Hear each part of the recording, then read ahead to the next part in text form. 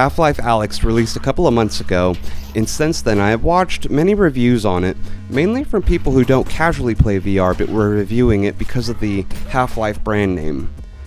Now, for the most part, the game got mostly praises, being that it's a really well-made game, and it seems to have a full, cohesive story that people enjoyed, and as well as it just, the game, the way it's built, is very well done. I think it probably should be stated that I really enjoy VR.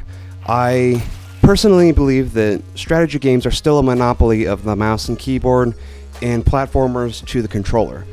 But as far as first-person shooters go, or racing games, I'm pretty enthralled in the idea that it would be hard to turn back to a controller or mouse and keyboard to get back to either one of those. Now, I have a bit of a contrarian take on this because I believe that this game was a little over-exaggerated in how good it was.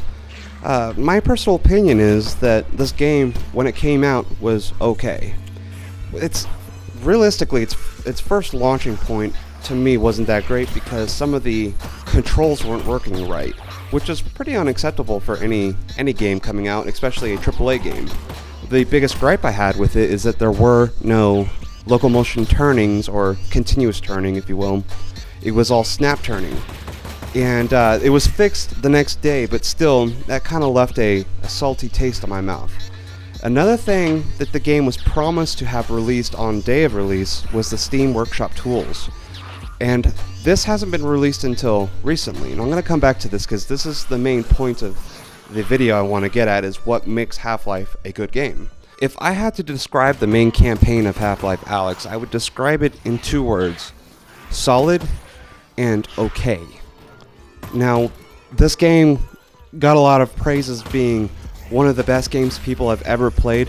In my personal opinion, the campaign was not really all that much fun. Everything in the game worked fantastically, but I never really felt like I was challenged all that much, even playing in the hardest difficulty. A lot of people also really enjoyed the scary situations that the game put you in dark corridors, cramped with a few enemies, but it never really scared me that much because a lot of these enemies didn't even have guns. And for the most part, I found the most frightening part about this game was wondering whether a specific noise in the game was my kids waking up and I would have to stop playing. There's an infamous chapter in this game called Jeff, and I'm gonna just leave it at that because I don't really want to spoil too much of this game.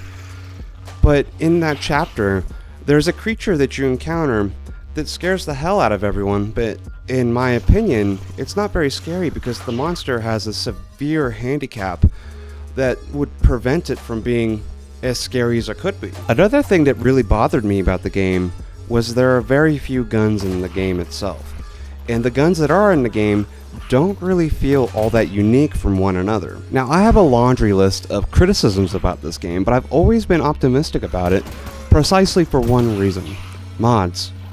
The Half-Life games, previous to this one, have always been decent games. Half-Life 2, I would think, is still one of my favorite games. But one of the things that made it so great was the modding community around it. The sandbox tools that were given to players gave these players the ability to create games within the game. For example, the game Counter-Strike is a product of Half-Life, and this is where I believe the true strengths of Half-Life Alyx are going to pull through. It's through the creativity of its player base. And this is what I believe the major detail that most reviewers were missing on this game.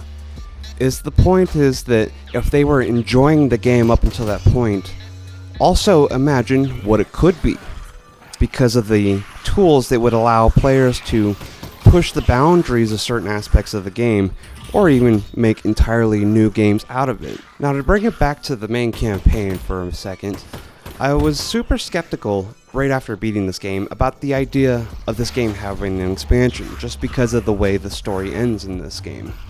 It's not really left much room for there to be much more story to be told.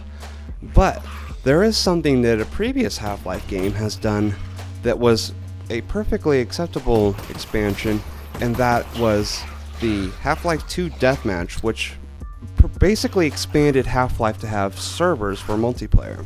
And now with the workshop out, the multiplayer aspect seems to be the only thing that this game is missing. And it's a pretty big chunk of what games are these days, is multiplayer experiences. Currently, under the Steam reviews, this game is left as a masterpiece. Now, in my opinion, even with the Steam Workshop, this game is not a masterpiece. But if we're able to add multiplayer to this game, then we'll talk.